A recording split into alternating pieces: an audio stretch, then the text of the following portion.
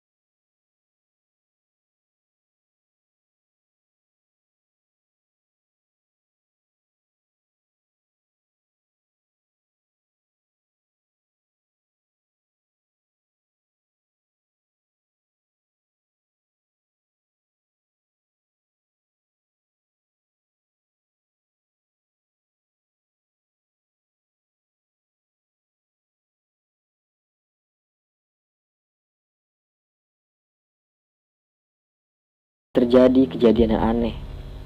Di sana sudah ada 2 penjaga kuburan yang menunggu. Tapi pada saat warga datang dengan keranda, penjaga makam itu terlihat masih sibuk mencangkul kuburan untuk Bapak Kosim.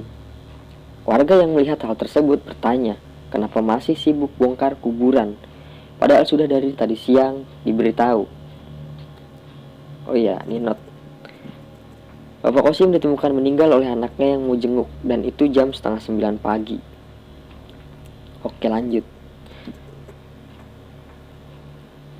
Penjaga makam bilang, mereka sudah bongkar dan udah siap.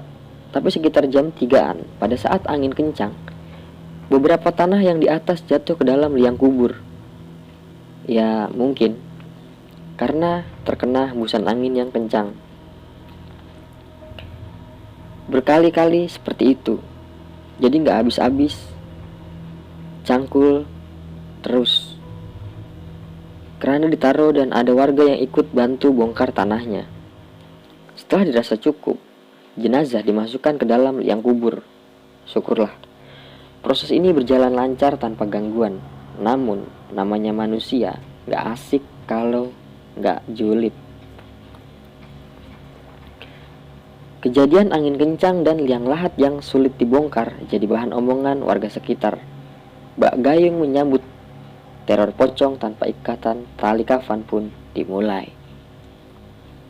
Jujur, merinding gua. Belum juga mulai ceritanya. Seperti desa biasanya, ada ronda malam yang diadakan oleh warga. Ronda dimulai pada pukul 10 malam, karena jam 9 malam sudah mulai sepi jalanan di sekitar. Mas Ilham termasuk yang ikut dalam ronda pada malam itu. Mah, aku ikut ronda dulu. Kamu langsung tidur aja ya, ucap Mas Ilham ke Mbak Karina. Mas Ilham pamit dan jalan menuju pos yang biasa dijadikan bapak-bapak berkumpul untuk meronda. Jarak rumah ke pos hanya 10 meteran dan kebetulan pos tersebut terletak di pintu masuk ke desa tersebut. Udara malam itu cukup dingin. Kunang-kunang masih banyak berkeliaran di desa tersebut. Assalamualaikum. Waalaikumsalam. Mas Ilham, ikut ronda nih, emang besok gak kerja? Enggak pak, kebetulan besok gak ada klien, jadi santai. Mas Ilham langsung bikin kopi yang tersedia di pos tersebut. Ada 6 orang bapak-bapak yang ronda malam itu. Untuk keliling desa, mereka biasanya membagi 2 kelompok yang berisi 3 orang. Mas Ilham bersama Bapak Sori dan Bapak Ruri. Pak, mulai jam berapa kelilingnya? Tanya Mas Ilham. Ntar mas, jam 11 saja. Oh, oke pak. Maklum, ini adalah ronda pertama yang Mas Ilham ikuti. Tak terasa, sudah jam 11. Mas Ilham, Pak Sori, dan Pak Ruri bersiap-siap untuk keliling desa. Senter butut tak lupa masing-masing pegang. Berjalanlah 3 orang pemberani menyusuri gelapnya desa malam itu. Ternyata sepi banget ya pak, kalau udah malam. Iya mas, ya namanya juga desa, beda kan dengan kota. Setiap tiang listrik dipukul menurut jam. Apabila sudah jam 12, ya dipukul sebanyak 12 kali. Setiap rumah sampai kebun dicek-cek dengan senter takut ada maling yang bersembunyi. Sampai akhirnya ada satu kebun yang terkenal warga situ angker, karena beberapa kali warga melihat penampakan di sekitaran situ. Di kebun itu terdapat pohon singkong, jambu, kecapi, dan juga nangka. Di kebun inilah Pak Ruri melihat sesuatu. Saat senternya mengarah ke pohon nangka, samar-samar seperti ada kain putih yang mengumpat di balik batang pohon tersebut.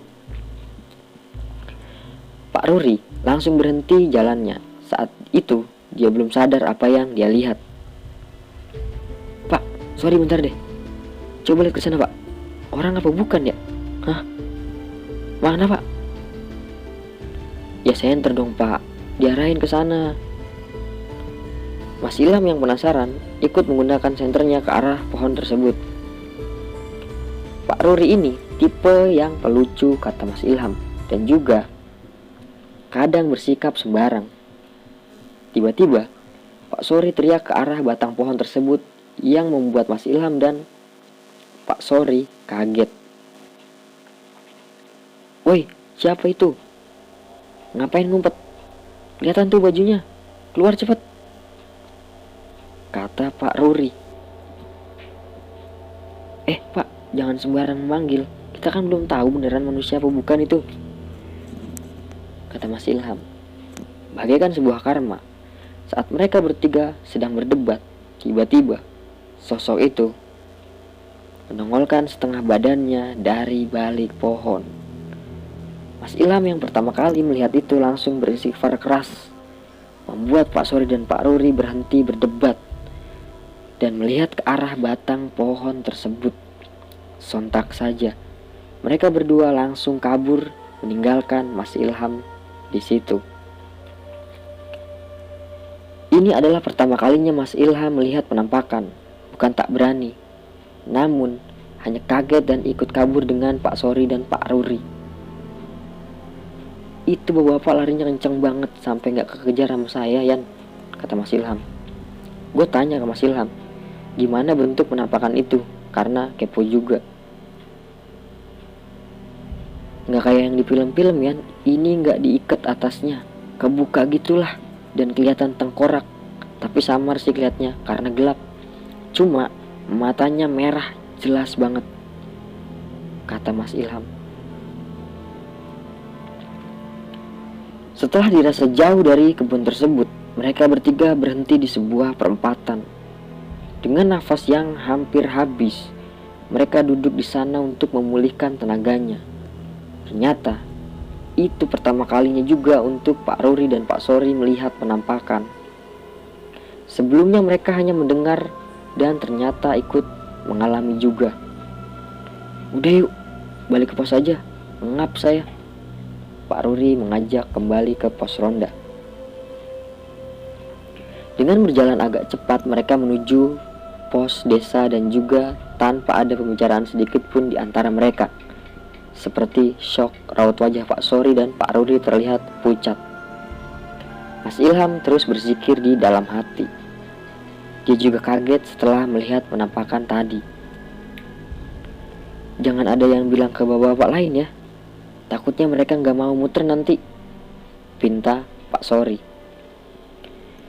3 bapak-bapak lain yang di pos tersebut keheranan melihat mimik wajah Mas Ilham, Pak Ruri dan Pak Sori terlihat pucat.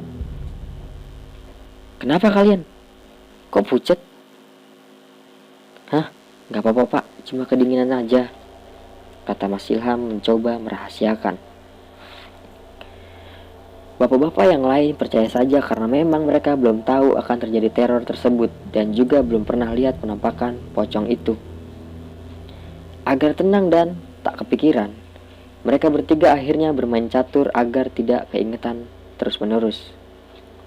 Selain itu juga gak mau buat bapak-bapak yang lain curiga. Sekarang adalah bagian kelompok kedua untuk berkeliling. Tidak ada nasihat yang keluar dari kelompok pertama. Jalanlah mereka. Di sini Mas Ilham berharap mereka nggak melihat juga penampakan tersebut. "Mas, saya pulang duluan ya. Badan saya nggak enak nih tiba-tiba," kata Pak Ruri. Entah memang badannya tak enak atau ketakutan, Pak Ruri pergi meninggalkan pos dan pulang ke rumahnya. Sekarang tinggal Mas Ilham dan Pak Sori berdua saja. "Ya, berdua kita Pak." "Ya gak apa-apa Mas, mudah-mudahan aja kita aman sampai subuh." Mas Ilham dan Pak Sori kembali melanjutkan bermain caturnya untuk mengusir rasa kantuknya. Jam sudah menunjukkan pukul 3 pagi. Kelompok 2 terlihat setelah berkeliling desa. Tak ada yang aneh dari mereka, pikir Mas Ilham. Mungkin mereka gak ditongolin penampakan pocong tersebut. "Aman Pak puternya." "Aman Mas Ilham. Ya cukup kondusif lah malam ini." Beruntung sekali mereka. Mungkin hari ini hari apes Mas Ilham, Pak Sori dan Pak Ruri. "Loh, Pak Ruri mana? Kok gak ada?" "Iya, beliau pamit duluan Pak." Katanya tiba-tiba gak enak badan. Oh gitu. Sembari menunggu subuh, mereka semua bercerita tentang kerjaan dan keluarganya. Tak terasa azan subuh mulai terdengar, pertanda ronda sudah selesai. Masing-masing saling pamit untuk pulang ke rumahnya dan beristirahat. Mas Ilham berjalan menuju rumahnya dan kembali kepikiran sosok penampakan pocong tadi. Sesampainya di rumah, Mas Ilham langsung merebahkan, ambil wudhu dan sholat subuh. Setelah selesai langsung merebahkan badannya ke kasur. Syukur, bayang-bayang penampakan tadi perlahan menghilang dari pikirannya. Hari-hari selanjutnya Mas Ilham tidak ikut ronda karena banyaknya pekerjaan. Di hari keempat, setelah kejadian penampakan pertama, ternyata kembali terjadi lagi. Mas Ilham yang baru saja sampai rumah pukul 7 malam langsung dikabari oleh Mbak Kirana. Mas, tahu gak sih kabar terbaru di sini? Kabar apa, Mah? Itu loh, tadi pagi saya lagi belanja. Ibu-ibu banyak yang ngomongin kalau ada yang lihat pocong, Mas. Takut saya. Ah, masa sih, Mah? Udah, jangan dipikirin. Mas Ilham mencoba menenangkan Mbak Kirana yang ketakutan. Mas Ilham sudah menebak pasti akan terjadi lagi, karena sosok ini beda dengan pocong yang biasanya. Ternyata malam sebelumnya, bapak-bapak yang meronda kembali diganggu sosok pocong ini. Sampai akhirnya malam itu pulang semua dan tidak ada yang melanjutkan rondanya. Dari hari ke hari sosok tersebut makin sering muncul. Bahkan di jam-jam yang dibilang masih cukup ramai, yaitu jam 7:30 habis sisa. Ada salah satu warga yang baru pulang dari masjid melihat sosok pocong itu terbang dari rumah ke rumah. Karena ketakutan, warga tersebut berteriak dan berlari hingga membuat heboh warga sekitar yang mendengar teriakannya. Namun, untuk bentuknya masih banyak yang belum tahu karena masih samar-samar melihatnya. Mbak Kirana yang sering ditinggal Mas Ilham pulang malam mulai ketakutan. Dia sering mengambek ketika Mas Ilham mau jalan kerja dan memintanya jangan pulang terlalu malam. Mas Ilham hanya bisa mengiyakan saja karena mau gimana lagi kalau masalah kerjaan. Sudah sebulan berlalu. Walaupun sosok pocong tersebut meneror, tapi tidak setiap hari. Semenjak itu pula, ronda menjadi jarang karena takut melihat sosok pocong tersebut. Bahkan, selepas maghrib pun sudah mulai sepi jalanan di desa tersebut. Hanya segelintir orang saja yang berjalan, itu pun hanya menuju masjid. Ada Pak Ustadz di sana yang mencoba menenangkan warga sekitar untuk tidak terlalu takut. Tetapi, dia tak bisa usir sosok tersebut karena belum cukup ilmunya. Memasuki bulan kedua dari teror, Mas Ilham sedang sibuk-sibuknya mengurus kerjaannya dan memaksa dia untuk selalu pulang malam. Seperti hari ini, Mas Ilham pulang dari kantornya pukul 11 malam. Jalan menuju desanya sedikit melewati hutan-hutan, namun untungnya tidak pernah ada kejadian ada warga yang melihat penampakan di hutan tersebut. Dengan motor bututnya, Mas Ilham berjalan menuju pintu masuk desanya. Tidak terlihat bapak-bapak yang meronda. Malam itu benar-benar sepi sekali. Mas Ilham menyusuri jalan desa sendirian. Kalau ditanya merinding atau enggak, yang pasti dia merasa merinding banget. Di dalam pikirannya pun udah yang mulai aneh-aneh, tapi dia segera berzikir agar tenang. Mbak Kirana terbiasa tidak tidur sebelum Mas Ilham datang dan selalu keluar rumah saat mulai terdengar suara motor Mas Ilham. Saat 100 meter mendekati rumah, Mas Ilham merasa motornya sedikit berat, tapi dicuekin aja agar tak terlalu panik. Saat sudah di depan rumah, Mas Ilham melihat Mbak Kirana keluar dari rumah dan kaget karena tiba-tiba dia teriak lalu pingsan saat melihat Mas Ilham. Mas Ilham yang bingung melihat istrinya langsung buru-buru menghampiri Mbak Kirana. Dia gendong dan bawa masuk ke kamarnya. Mas Ilham mencoba menyadarkan Mbak Kirana namun nihil. Jadi, Untuk sementara, Mas Ilham biarkan dan bersih-bersih badannya di kamar mandi. Model kamar mandi rumahnya dulu itu pintunya terbuat dari kayu. Jadi kalau kebuka ataupun menutup terdengar denyit dari engselnya. Saat Mas Ilham berjalan ke kamar mandi, dia mendengar suara pintu kamar mandinya seperti sedang terbuka menutup. Mas Ilham langsung menghentikan langkahnya. Kembali terdengar suara pintu kamar mandi terbuka dan tertutup. Karena penasaran, Mas Ilham perlahan mengintip dari balik tembok. Dan ternyata, apa yang dia lihat sesuai dengan apa yang dipikirkannya. Sosok pocong sedang memainkan pintu kamar mandinya. Mas Ilham yang melihat itu kaget luar biasa. Sosok itu membelakangi Mas Ilham. Hanya terlihat kainnya yang lusuh seperti bekas tanah dan tengkorak kepala belakangnya yang bolong. Entah apa yang dilakukan oleh sosok itu. Mas Ilham sudah gemetaran melihatnya. Mungkin sadar dengan kehadiran Mas Ilham, pocong tersebut langsung diam dan memutar badannya mengarah ke Mas Ilham. Kali ini, terlihat jelas bentuk wajahnya. Mata merah, hidungnya yang bolong, bagian tengkorak kepala atasnya yang bolong. Terlihat susunan gigi dan rahangnya, lalu sosok tersebut terbang ke atas dan menghilang. Mas Ilham masih terpaku. Dia tak bisa berbuat apa-apa. Badannya semakin gemetar saat itu dan juga berkeringat. Dia mencoba baca-baca dalam hati dan syukur saja. Tubuhnya langsung bisa bergerak. Tanpa pikir panjang, Mas Ilham langsung balik ke kamarnya dan tidur bersama Mbak Kirana. Jam 5 subuh, Mas Ilham sudah bangun. Dia melihat Mbak Kirana sudah bangun juga dan tidak ada di kasurnya. Mas Ilham lalu bangun dan menuju kamar mandi untuk mengambil wudhu sholat subuh. Saat itu, tak terpikir oleh Mas Ilham dengan kejadian semalam. Sampai akhirnya, Mbak Kirana membuka pembicaraan saat Mas Ilham mau berangkat kerja. Mas, iya kenapa mah? Kejadian semalam aku kenapa ya? Tanya Mbak Kirana. Agar istrinya tak panik, Mas Ilham hanya bilang tidak apa-apa. Mas jangan bohong deh, jujur sama aku. Melihat Mbak Kirana yang sedikit kesal, Mas Ilham pun akhirnya memberitahu apa yang terjadi dengan dia. Iya, kamu pingsan, tapi aku nggak tahu penyebabnya apa. Mas mau tahu? Iya apa?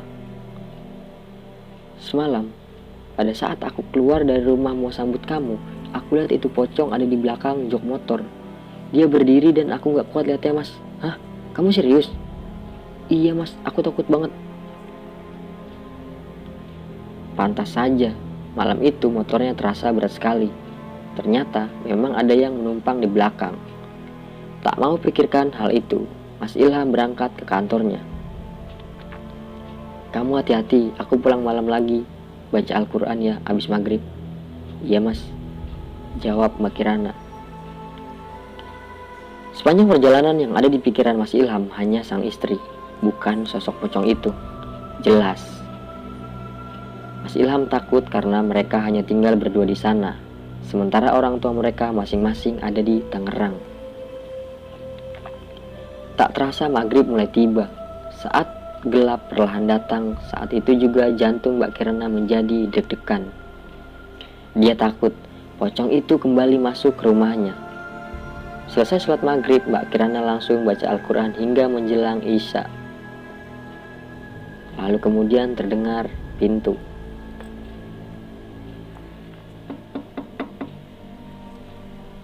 Ada yang mengetuk pintu di depan rumahnya. Kalau itu Mas Ilham tidak mungkin karena akan terdengar suara motornya. Tetangga pun lebih tidak mungkin lagi. Menjelang maghrib sampai malam, jalanan sudah sepi karena kejadian teror pocong ini. Mbak Kirana ragu, apakah harus buka pintu atau tidak. Hingga ada ketukan kedua, Mbak Kirana masih ragu. Dengan terpaksa, Mbak Kirana menuju ruang depan dan membuka pintu rumahnya. Di dalam hatinya berdoa semoga bukan sosok pocong itu yang mengetuk. Pelan-pelan Mbak Kirana membuka pintunya. Jantungnya mulai berdegup kencang saat tangannya mulai menyentuh gagang pintunya. suara pintu terbuka. Mbak Kirana mencium bau yang tak sedap. Bau itu seperti menusuk hingga ke rongga hidungnya. Bau anyir disertai dengan bau busuk. Saat pintu terbuka lebar, hal yang tidak diinginkan oleh Mbak Kirana terjadi. Sosok pocong tersebut berada di seberang rumahnya, berdiri dan mengangguk-angguk seperti senang menakut-nakuti Mbak Kirana. Perlahan, Mbak Kirana merasa penglihatannya gelap dan jatuh pingsan. Jam sudah menunjukkan pukul 12 malam lebih. Mas Ilham masih berada di perjalanannya menuju rumah. Entah kenapa, dia mempunyai perasaan yang tidak enak, seperti ingin cepat sampai ke rumah. Pikirannya selalu terbayang sang istri, seperti ada yang sedang terjadi.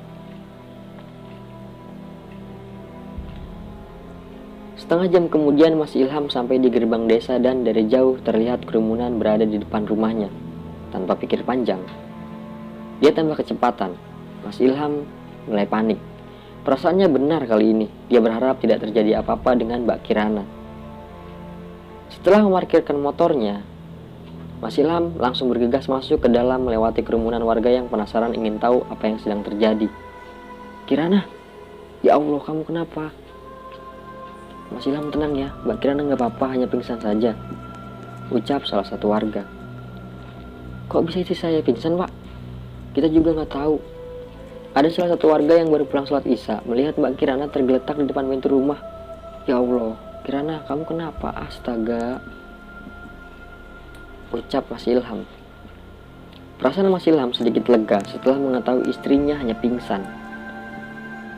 Satu persatu warga mulai pulang ke rumahnya masing-masing. Bahkan ada yang bergerombol karena takut melihat sosok pocong tersebut. Kini, tinggal tersisa hanya beberapa bapak-bapak dan Pak Ustadz di rumahnya. Saya yakin Mbak Kirana pasti habis melihat pocong itu, Mas, ucap salah satu bapak-bapak di situ. Mungkin, Pak, karena kemarin malam dia melihat juga. Hah? Maksudnya, Mas? Istri saya biasanya nyambut kalau saya pulang. Dan dia lihat sesuatu di belakang saya. Lihat apa, Mas? Pocong itu? Iya, Pak. Sedang berdiri di jok belakang motor saya. Astagfirullah. Mas Ilham memang nggak sadar? Enggak, Pak. Tapi saya merasa pundak berat dan motor juga tarikannya terasa sedikit berat. Sudah. Sekarang mari kita berdoa agar tidak diganggu oleh sosok tersebut ya. Potong Pak Ustadz tiba-tiba. Syukurlah, tak lama Mbak Kirana sadarkan diri. Dalam keadaan pusing, dia ingin bangkit namun dilarang oleh Mas Ilham. Udah, kamu tidur dulu aja. Nih, minum teh hangatnya dulu. Setelah yakin, Mbak Kirana sedikit segar. Mas Ilham bertanya apa yang membuat dia pingsan di depan pintu rumah. Pocong, Mas. Aku lihat pocong itu lagi. Aku takut, aku mau pulang, Mas, ucap Mbak Kirana sembari menangis. Tenang ya, Mah, istighfar, biar tenang hati dan pikiran kamu. Mbak Kirana langsung memeluk Mas Ilham. Badannya bergetar seakan masih ketakutan. Pak Ustadz, apa kita akan diam aja? Sebenarnya saya sudah coba panggil teman saya, namanya Pak Haji Solim. Tapi beliau sudah pergi haji dan baru pulang minggu depan, Mas Ilham. Ya udah, tidak apa-apa, Pak. Setidaknya kita sedikit tenang mendengarnya. Mas Ilham, saya minta air putih ya, segelas saja. Baik, Pak Ustadz. Mas Ilham melihat Pak Ustadz seperti komat kamit di atas gelas tersebut.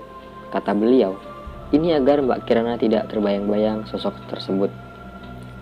Setelah meminum air tersebut, Mas Ilham langsung menyuruh Mbak Kirana untuk tidur. Dia gak mau istrinya masih kepikiran dan akhirnya malah menjadi sakit. Sejujurnya Mas Ilham kesal dengan sosok tersebut. Kenapa istrinya yang diganggu oleh pocong itu? Ini Bapak dan Pak Ustadz mau pulang atau kita ngobrol dulu nih di sini? Wih, boleh tuh. Kita ngobrol aja dulu di sini. Kita cari jalan keluarnya, mumpung ada Pak Ustadz dan Pak RT Pak RW di sini. Wah, bener juga. Ya udah, saya buatin kopi dulu ya, Pak, jawab Pak Ilham. Entah memang sosok ini sengaja menakut-nakuti atau tidak. Saat Mas Ilham di dapur membuat kopi, Mas Ilham mulai mencium aroma busuk dan anyir. Mas Ilham paham kalau ini sudah tak beres. Dia percepat membuat kopinya dan saat membalikkan badannya, benar saja, pocong itu berada di sudut dapur di bawah kegelapan. Dia seperti memperhatikan Mas Ilham dan menghilang secara perlahan. Mas Ilham hanya bisa terdiam saat itu. Hanya terdiam, tak bisa menggerakkan badannya. Setelah pocong tersebut hilang, barulah dia beristighfar dan membawa kopinya ke depan. Mas Ilham tak mau menceritakan apa yang dia lihat di dalam dapur, karena kalau diceritakan, pasti akan buat yang lain ketakutan dan balik ke rumahnya masing-masing. Ini Pak kopinya, silakan diminum. Ya nanti loh Mas, ini mulut bukan tempat cuci piring. Ucap Pak sorry. Iya Pak, maaf. Kali aja ada yang udah gak sabar. Ucap Mas Ilham. Dimulailah perbincangan malam itu. Rencana untuk mengusir sosok pocong tersebut, namun malah melenceng menjadi cerita warga lain yang diganggu sosok itu.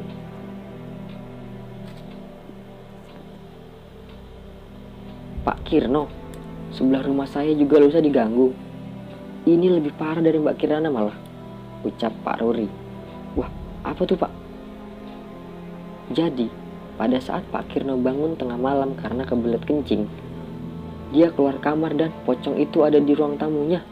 Hah, serius Pak? Iya serius. Dia cerita ke saya kemarin. Terus Pak? Ya terus Pak Kirno gak jadi kencing, dia balik masuk ke kamar ketakutan. Waduh, gila ini pocong. Ternyata memang sudah banyak warga yang mengalami gangguan ini. Gangguannya bukan malam doang loh Pak, siang pun jadi tuh pocong ganggu warga. Siapa yang diganggu Pak? Itu istrinya Pak Sabar. Pas lagi masak di dapur, tiba-tiba bau anyir dan busuk. Ternyata itu pocong ada di sebelahnya lagi merhatiin dia. Ini memang sudah tidak bisa dibiarkan lagi. Saat itu semangat bapak-bapak untuk mengusir pocong tersebut menguat. Seakan tiba-tiba rasa berani tumbuh di diri bapak-bapak masing-masing. Mereka muak dengan gangguan pocong ini. Ya udah, malam ini kita ronda. Gimana? Kebetulan besok kantor saya libur, ajak Mas Ilham. Mendengar ajakan Mas Ilham tiba-tiba malah membuat mental bapak-bapak menciut. Mereka semua seperti trauma tidak ingin melihatnya lagi. Loh kok pada diem? Tadi semangat mengusir. Pak Ustadz emang gak bisa ngusir ya? Tanya Mas Ilham. Tidak bisa Mas. Ilmu saya baru sekedar mengusir saat bertemu. Tak bisa mengusir keluar dari desa. Tapi bapak-bapak tenang saja karena saya sudah meminta bantuan kepada teman saya. Wah benar Pak. Iya benar. Minggu depan beliau kesini kok, jawab Pak Ustadz. Malam semakin larut. Pembicaraan makin meluas dan sudah berganti topik, tidak membahas pocong tersebut. Dalam keadaan ramai seperti ini, kenapa sosok tersebut tak muncul? Gumam Mas Ilham dalam hati. Satu persatu bapak-bapak pamit untuk pulang dikarenakan sudah malam. Seminggu ke depan ada hal yang aneh karena sosok pocong tersebut seperti hilang dari desa. Tak ada lagi warga yang merasa terganggu, membuat yakin kalau sosok itu sudah pergi dari desa. Saat ini, desa terasa aman. Anak-anak dan ibu-ibu sudah mulai berani untuk keluar dari rumahnya, seakan senang dengan kepergian sosok pocong tersebut. Tak ada lagi desas-desus warga yang melihat entah kemana perginya pocong tersebut. Bahkan, Pak Ustadz pun tidak tahu kemana itu pocong. Tapi tidak apa-apa, karena desa sudah kembali ramai lagi selepas Isya. Untuk saat ini tenang, namun setelah kedatangan Pak Haji semuanya kembali ketakutan. Tiba akhirnya hari di mana Pak Haji datang berkunjung ke desa tersebut, memenuhi undangan Pak Ustadz. Banyak warga yang tidak tahu dengan kedatangan beliau karena memang niatnya ingin mengusir secara diam-diam. Dan hanya segelintir orang saja yang tahu, termasuk Mas Ilham. Terlalu beresiko kalau banyak yang tahu. Pasti akan banyak yang ingin menonton, ucap Pak Haji.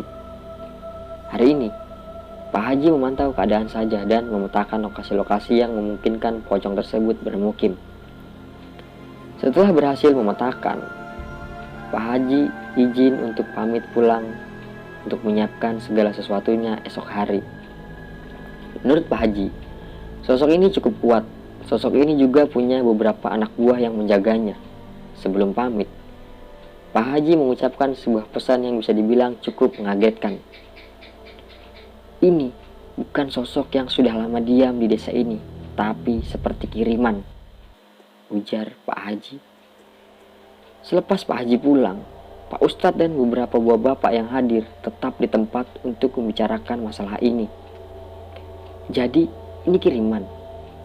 Saya sudah menduganya, ujar Pak Ustadz. Usut punya usut. Ada hal yang Mas Ilham tidak ketahui selama ini dari semenjak hadir hingga sekarang. Sebuah perusahaan besar ingin membangun pabrik sekitar sini, namun ditolak warga, Mas.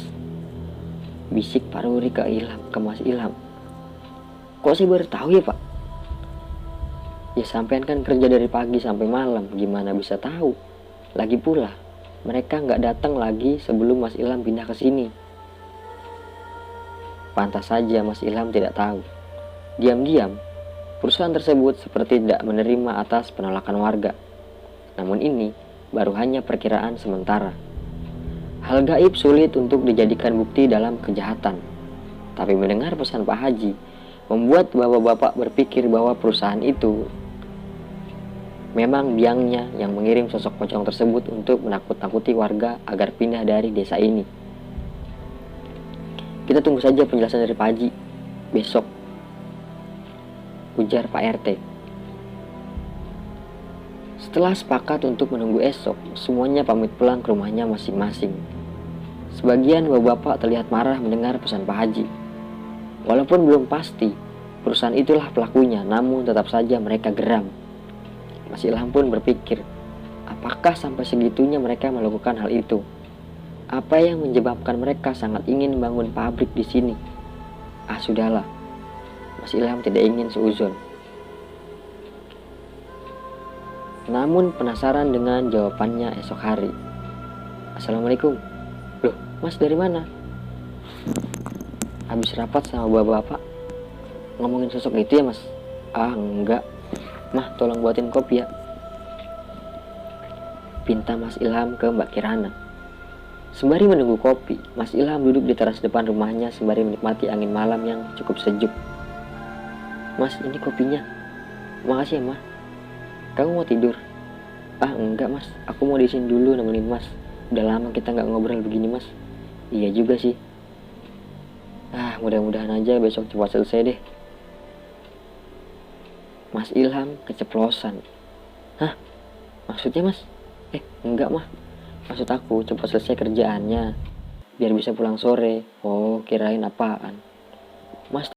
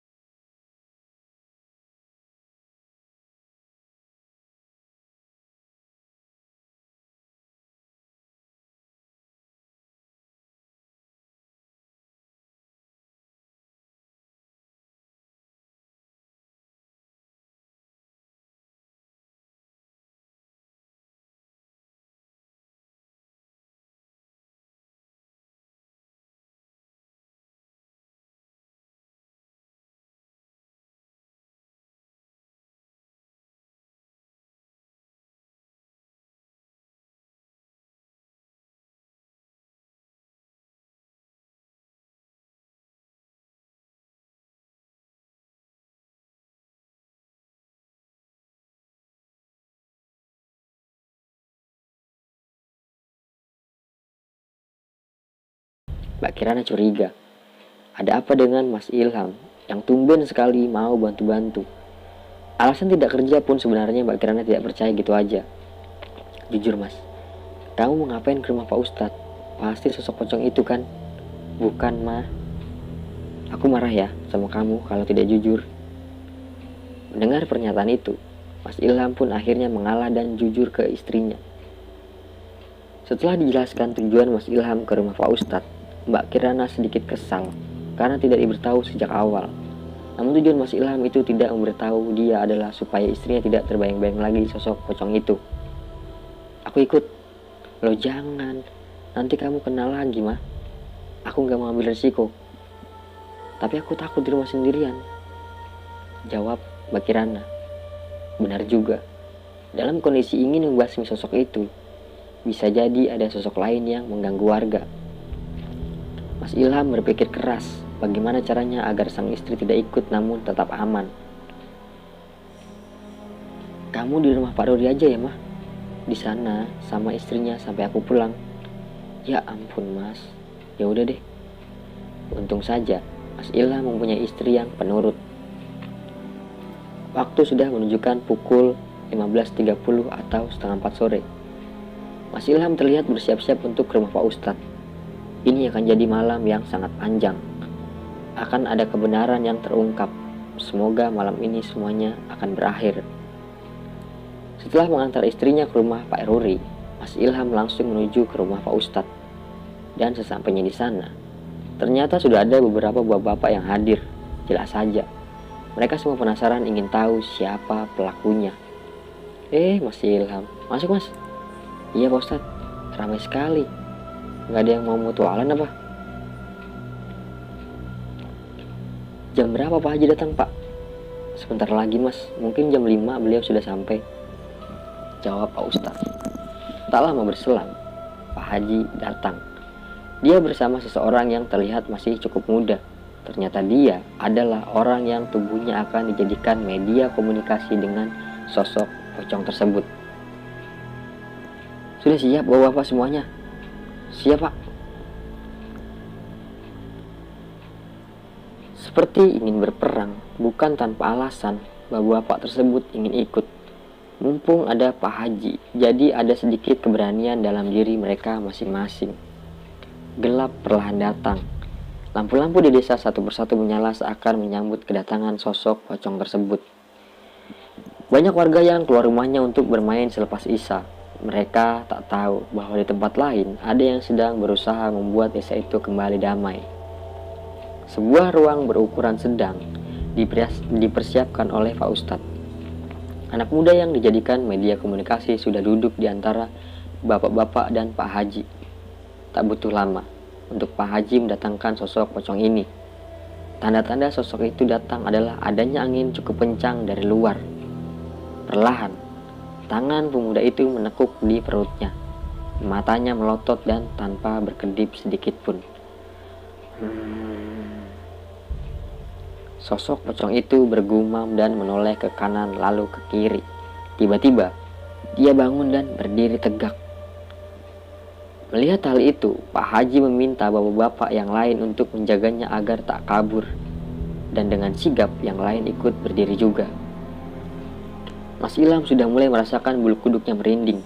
Begitupun dengan bapak-bapak yang lain. Assalamualaikum, ucap Pak Haji ke sosok itu.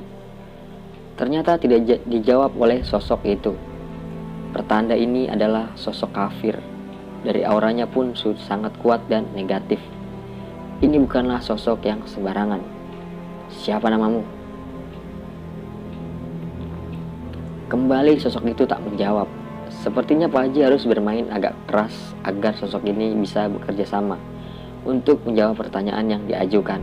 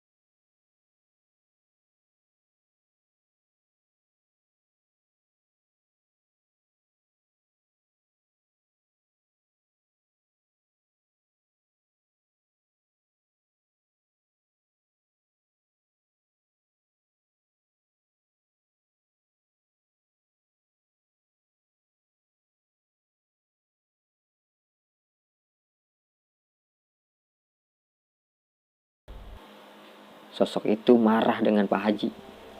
Melihat hal itu, Pak Haji meminta ke yang lain untuk baca-baca. Pak Haji yang meminta jangan sampai ada yang pikirannya kosong, karena akan dengan mudah dirasuki oleh makhluk-makhluk seperti pocong ini. Sosok ini mempunyai anak buah yang siap menyerang kapan saja. Menurut Pak Haji, anak buahnya di luar sudah berhasil menghancurkan pagar goib yang sudah dibuat olehnya. Sekarang, banyak sosok yang di dalam rumah siap menyerang Pak Haji, termasuk Mas Ilham dan bapak-bapak yang lain.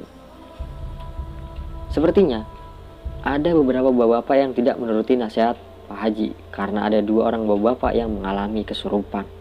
Hal ini membuat Pak Haji sedikit kewalahan. Di samping harus menahan sosok pocong yang kuat ini, Pak Haji juga harus mengeluarkan sosok yang masuk ke bapak-bapak tersebut. Keadaan mulai kacau. Pak Ustadz membantu Pak Haji untuk menyembuhkan yang kesurupan. Sementara sosok pocong tersebut terlihat senang. Hahaha, rasakan itu. Kalian tidak ada apa-apanya dengan saya. Hahaha. Menurut Mas Ilham, suara sosok itu sangat menyeramkan. Tanpa melihat sosok aslinya pun sudah membuat yang lain ketakutan. Pergi dari sini, atau saya akan ganggu kalian seumur hidup. Canda kamu ya. Saya tidak akan biarkan hal itu terjadi. Atas izin Tuhan saya akan bakar kamu dan anak buahmu juga, jawab Pak Haji. Sosok ini memang sulit dilawan. Ternyata serangan bukan hanya dari para makhluk ini, namun dari majikan sosok pocong ini juga ikut menyerang. Ini membuat Pak Haji makin kewalahan. Sampai ada sedikit darah yang keluar dari mulut Pak Haji. Sebenarnya ini kecolongan. Pak Haji nggak akan mengira kalau majikan pocong ini tahu kalau kirimannya ini sedang berusaha dibakar. Jadi, sosok majikan itu mengirim serangan yang langsung mengenai badan Pak Haji. Di saat semuanya sibuk di dalam rumah, tiba-tiba terdengar suara ledakan dari arah luar rumah yang mengagetkan semuanya. Duar! Seperti ada sebuah benda yang menghantam genteng atas rumah Pak Ustadz. Bapak-bapak tenang semuanya. Itu hanya bola api yang dikirim oleh majikan pocong ini, kata Pak Haji. Bukan tidak bisa tenang, namun ini adalah hal baru yang dialami oleh Mas Ilham dan bapak-bapak di sana. Mereka tak mengira akan sedahsyat ini serangan yang diterima. Hal gaib memang menakutkan. Pak Haji meminta untuk membagi 3 kelompok. Setiap kelompok memegang masing-masing yang kesurupan. Fokus awal yang harus dibasmi duluan adalah sosok pocong ini, karena dia yang menjadi biang keladinya hingga sosok lain ikut menyerang juga. Pak Ustadz bisa pegang 2 bapak itu? Insya Allah bisa Pak Haji. Ya sudah, saya fokus ke sosok pocong ini ya. Pak Ustadz hati-hati karena sudah banyak yang mengantri untuk masuk ke bapak-bapak itu. Baik Pak Haji. Mas Ilham mendapat bagian memegang sosok pocong. Sosok ini kuat. Saking kuatnya, membutuhkan 5 orang laki-laki untuk membuat pocong ini diam dan tidak lari keluar. Makin lama, tenaga bapak-bapak yang memegang menipis. Mereka semua kelelahan. Melihat hal ini, Pak Haji mempercepat komunikasinya. Kamu mau jawab atau tidak? Kalau tidak, saya bakar kamu sekarang atas izin Tuhan yang di atas. Hahaha, coba saja kalau bisa. Kalian itu manusia lemah, tidak bisa apa-apa, jawab sosok itu. Karena jawaban yang diharapkan tidak didapatkan Pak Haji, akhirnya beliau fokuskan dirinya. Butuh tenaga yang cukup besar untuk melawan sosok pocong ini. Pak Haji butuh momen karena anak buahnya pocong ini selalu menghalangi Pak Haji saat menyerang. Gambarannya seperti saat Pak Haji melempar serangannya. Saat itu juga anak buahnya mengorbankan dirinya. Malam makin suntuk. Mas Ilham melihat jam sudah menunjukkan pukul 10 malam. Pak Haji terlihat sudah berkeringat dan juga terlihat sangat kelelahan. Pak Haji tak percaya bisa sekuat ini sosok pocong tersebut. Pak Haji diam sebentar. Dia seperti mencari apa yang salah dari dirinya hingga sosok ini seperti tidak dapat dikalahkan. Majikannya. Iya, majikannya. Tiba-tiba Pak Haji berbicara seperti itu. Ternyata sosok ini kuat karena ada backingan dari majikannya. Pantas saja, semua serangan Pak Haji tidak ada efeknya. Untuk di saat ini, Mas Ilham melihat Pak Haji diam dengan keadaan terduduk. Sekitar 15 menit Pak Haji terdiam dan tiba-tiba langsung menyerang pocong ini, hingga membuat badannya terpental. Mas Ilham yang memegangi hampir saja ikut terbawa. Untung saja, tepat waktu melepas pegangan. Setelah terjatuh, badan pemuda ini terdiam, seakan sosok pocong tersebut sudah tak ada lagi. Tak lama pemuda itu sadarkan dirinya dan dibangunkan untuk diberi minum air putih. Sekarang tinggal anak buahnya. Hanya dengan sekali bacaan langsung keluar semuanya. Keadaan sudah mulai kondusif. Terlihat muka lelah Pak Haji, Pak Ustadz, Mas Ilham, dan bapak-bapak yang lainnya. Setelah masing-masing minum air putih, semuanya kembali duduk dan meminta penjelasan dari Pak Haji tentang sosok pocong ini. Benar, ini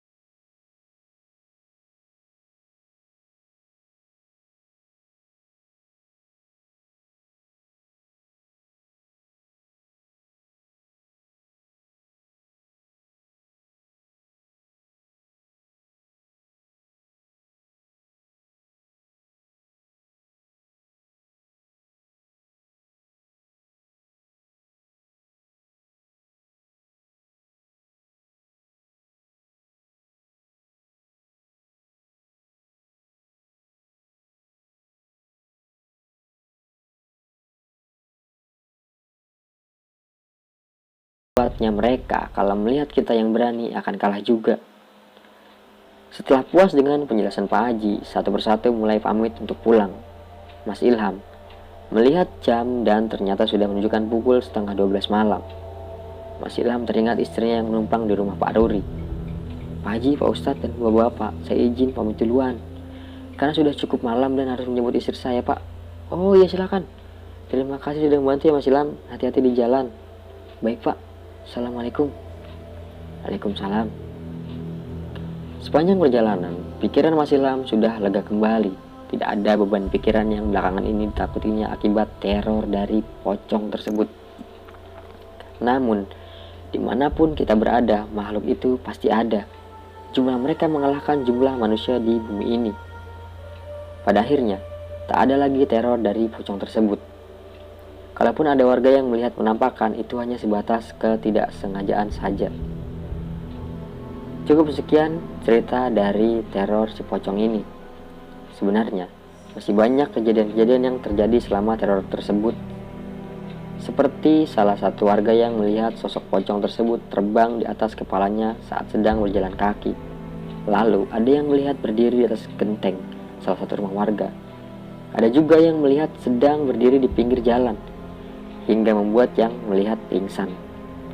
Intinya, jaga diri kita selalu. Kita tidak tahu apa yang akan terjadi ke depannya. Kita tidak tahu apakah akan ada yang jahat ke kita juga. jaga sikap, tetap sopan karena kita hidup berdampingan dengan mereka. Terima kasih sudah membaca cerita ini. Percaya atau tidak, gue gak peduli karena gak akan ada untungnya juga buat gue. Cukup ambil baiknya dan pelajarannya aja, gak perlu sok paling tahu. Dan juga ingat, apabila ada yang disamarkan berarti rahasia. Tak perlu susah payah mencari informasi. Gua dikasih kepercayaan untuk berbagi cerita dan tolong tetap jaga kepercayaan itu. Terima kasih. Wassalamualaikum warahmatullahi wabarakatuh.